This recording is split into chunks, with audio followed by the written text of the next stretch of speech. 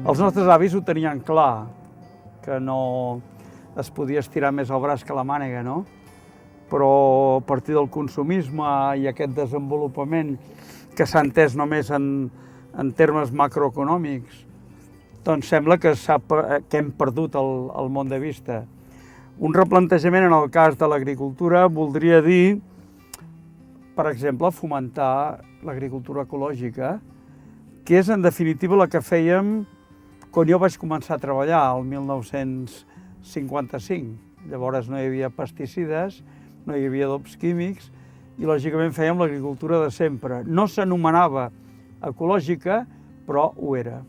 Home, el nostre objectiu és produir aliments per ser consumits.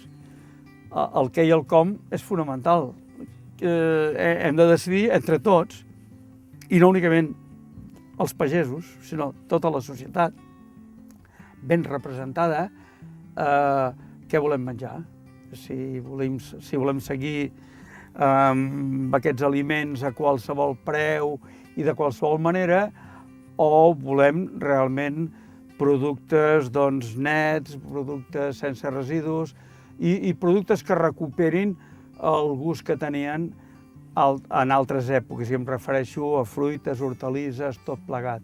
S'ha de trobar fórmules de coexistència que tinguin en compte valors.